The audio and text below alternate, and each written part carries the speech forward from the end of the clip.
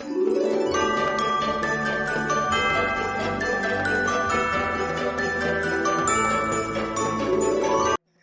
əziz izləyicilər, mən Hüseyn Quluzadə, Kimya və Kimya verilişindən hər birini salamlayıram. Hər vaxtınız xeyir olsun.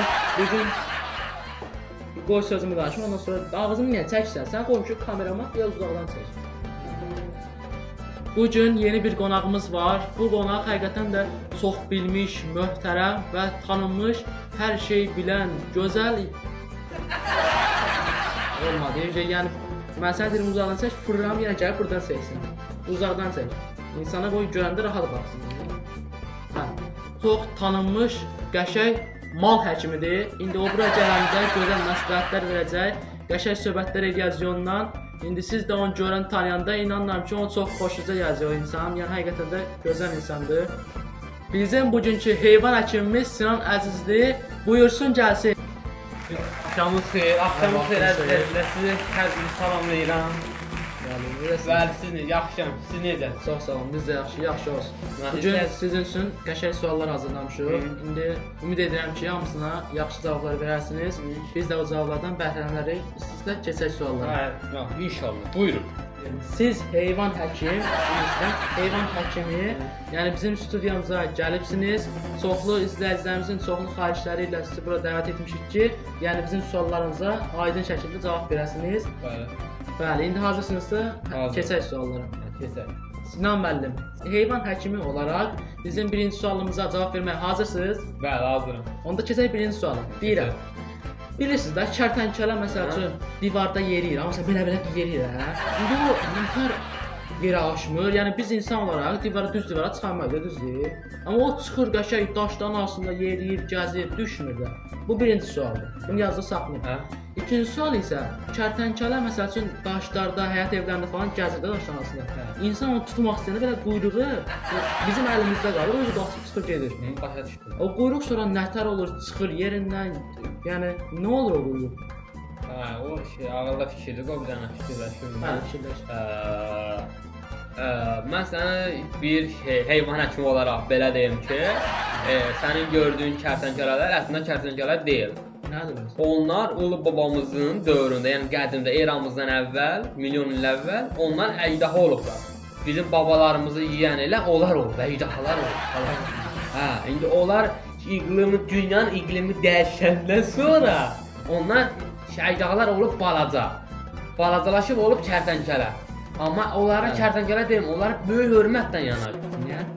Çünki onlar qədimdə əjdaha olublar. Yəni sən dediyin kərtənkələlər sən onun quyruğun əl altında olub quyruğunu verirsən, özləri qaçır. O məsələ gəldi. O məsələ isə qədimdə əjdahalara qədimdə arxadan çoxlu hücumlar olunur. Çoxlu hücum olur.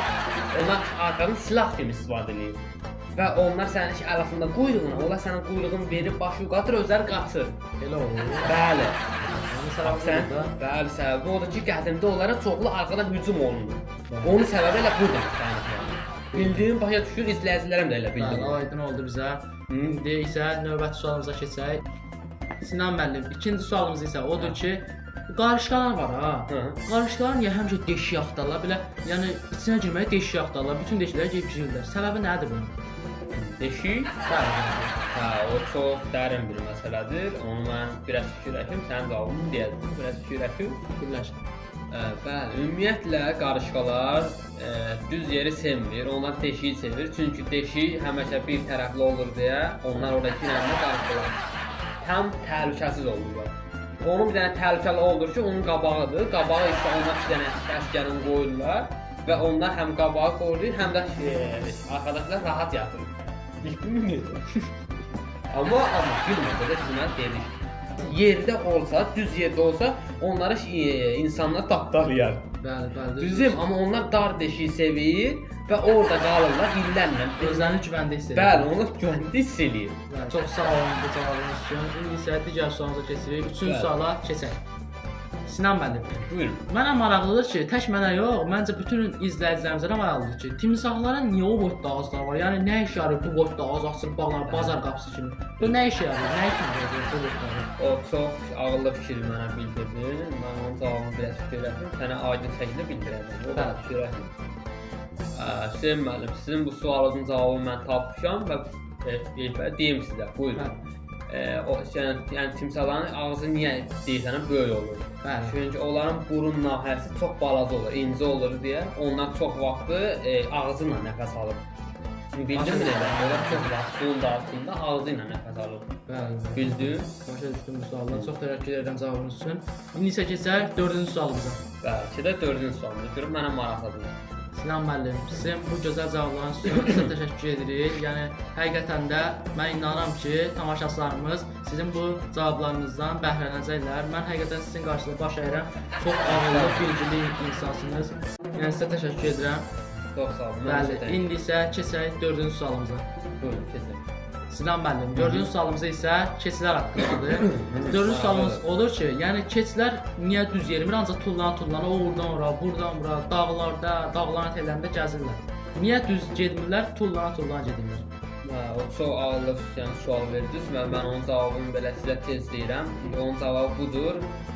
Onun cavabı budur ki, məsələn görürsən keçid durub sakitdə bir yer, hansısa bir yerdə tərpənmir. Ani olmaq görsən o boğmağa başlayır. Niyə? Çünki onun arxa nahiyəsində bitkilər belə çoxalaşır. Onun ani olmaq həmin dəqiqə onun dişini belə keçirdi. Onun yan nahiyəsinə. O da birinci hoppana gedir. Demək o bədbəxt arxasının dərdindədir. Hoppanmır. Yəni beləymiş. Bəli, bitkilər onu orada dişləyir deyə o hoppanı keçir. Ona görə keçir hoppanı. Bunun cavabı budur. Çox sağ olun bu gözəl cavabınız üçün. Çox sağ olun. Təşəkkür edirəm. İndi isə 5-ci sualımıza keçək. 2-ci sualımız isə balıqlar haqqındadır. Bu 5-ci sualımız budur ki, balıqlar niyə suda soxulcan yeməyi sevirlər? Onun direkt məsələn düşünüb cavabını deyərdim. Bəli, düşün. Hüseyn müəllim, sizin yəni sualınıza mən cavab ki, balıqlar niyə soğuqdanı sevir? Bəli. Bizim eramızdan milyon il bundan qabaq balıqlar qurda yaşayırdı. Soğuqdan nəsə suda yaşayırdılar. Və onların soğuqdanları lap böyük olurdu, balıqlar isə balaca olurdu. Bəli. Onlar quruya onlar çıxırdı, soğuqdanlar balıqları məhv edib yeyirdi. Məhv edirdilər və indiki dövrdə isə o tam əksinə olub. Balıqlar suda yaşayır, soğuqdan isə quruda. İndi onlar balıqlar harda soğuqdan görür, belə axtarırlar. Onu görəndə o belə hücum edir, onu yeyirlər, məhv edirlər. Çünki onların eramızdan əvvəl onların babasının nənəsi məhv edir. Onların ağlında qalır ki, balıqların. Biz soğuqdanlar harda görsə yeməliyik. Ona görə balıqlar soğuqdan sevir. Bax, bu sualın cavabı budur. Bəli, başa düşdüm. Çox təşəkkür edirəm bu gözəl, ürək açan, insanın tam başa düşən cavab verdiyinizə görə. İzləyicilərim var. Əminəm ki, izləyicilərimiz də bunu cavabı başa düşdülər və gözəl bir şəkildə bəhrələnirlər. İnşallah. Və əziz izləyicilər, bu bizim son sualımız idi. Bugünlük verilişimiz bu qədərdir. Hər biriniz özünüzə yaxşı baxın. Əgər video xoşuna gəldisə, sizi güldürə bildiksə, videonu bəyənməyi, abunə olmağı və komment yazmağı unutmayın. Əziz izləyicilər, verilişimiz sona çatdı. Siz də izlədiyiniz üçün hamınıza çox təşəkkür edirik. Sağ olun, salamat qalın. Sinan müəllim, verilişimiz qurtardı. Siz də buyurun gedə bilərsiniz. Gözə saat düşdü, mənim də yatmağa vaxtım gəlib. Studiyamız çox soyuqdur. Gedim evdə mən yatım. Sən yenə burdasan, ha? Ya, başa dönüm, sən maaş verir, mən yanıb töküləm. Maaş verirsiniz, peşəvəsiz. Qılımız qədər edir.